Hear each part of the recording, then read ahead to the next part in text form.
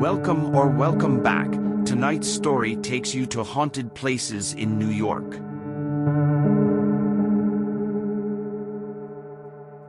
Letchworth Village is tucked away in a rural community where the state gave 2362 acres of land to be used, in the care of the mentally and physically disabled.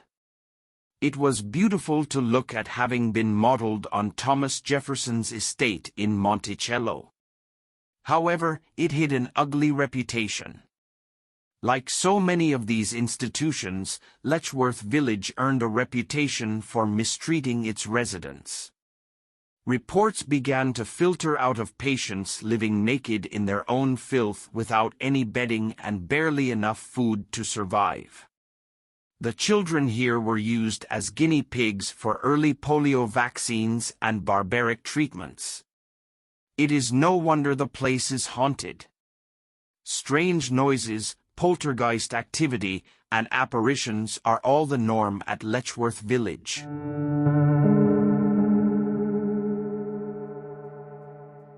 Reportedly one of the most haunted forts in America, Fort William Henry is actually a replica that was built in the 1950s to represent the original British stronghold, just off of Lake George.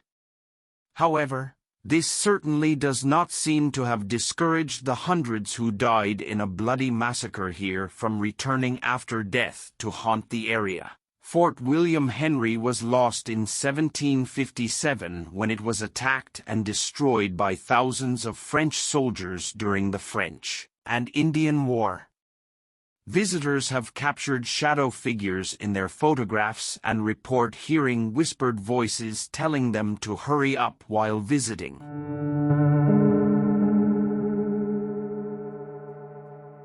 If you visit number 14 West 10th in New York City, you will happen upon a beautiful townhouse on a quiet street.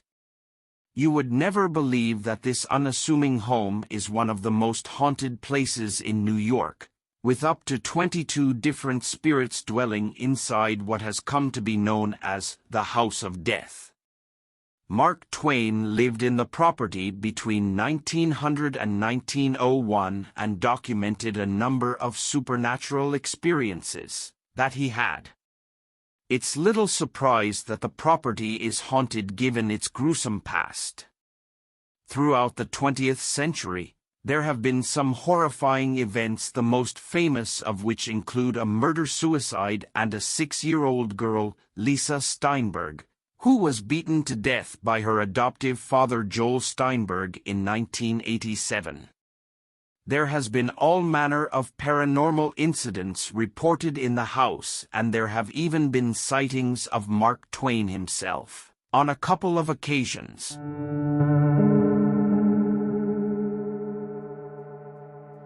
When Utica State Hospital opened in 1843, it was the first state-run hospital for the mentally ill.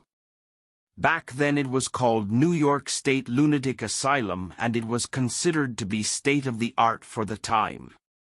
However, like so many asylums of that era, the treatment of the patients was anything but supportive or caring. It was routine for staff to perform lobotomies, electroshock therapy, and other inhumane treatment methods. The patients lived in filthy conditions and were confined to cramped accommodations with little to no medical care.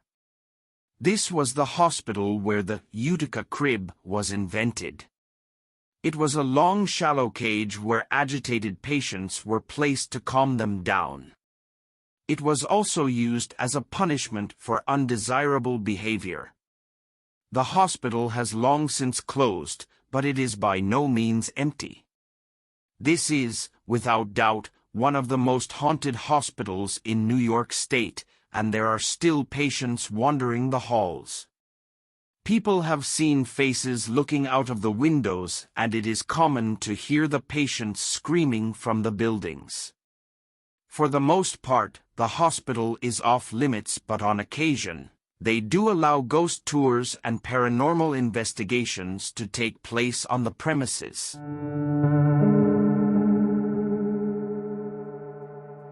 The Sagamore is a grand hotel that sits on a private island overlooking Lake George. It seems like it would be the ideal spot for anyone who is looking for a little bit of rest and relaxation. However, it is one of the most haunted hotels in New York, and it seems like some former guests have made it their eternal resting place. You can rent a room in the hotel, but the chances are fair that you will not be alone in it. There are many ghost stories connected to the Victorian resort, including a little boy who loves to play outside. It has been suggested that this is the spirit of a little boy who used to find lost or abandoned golf balls and sell them back to the pro shop customers. However, around 70 years ago he was hit by a car while looking for the golf balls and dies instantly. He can often be seen on the grounds, and many guests have heard him giggling.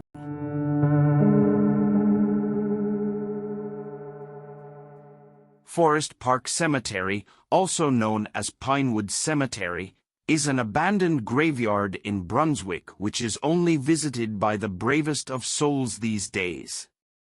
Those who do venture into the overgrown burial ground report feeling a cold chill running down their spines as they encounter unexplained cold spots all over the area. There has been a great deal of vandalism here, and some of the decapitated angels on the headstones have been said to bleed from their severed stone necks. Several coffins are missing from the vandalized mausoleums, and many believe that it is this desecration that has disturbed the spirits, resulting in paranormal activity.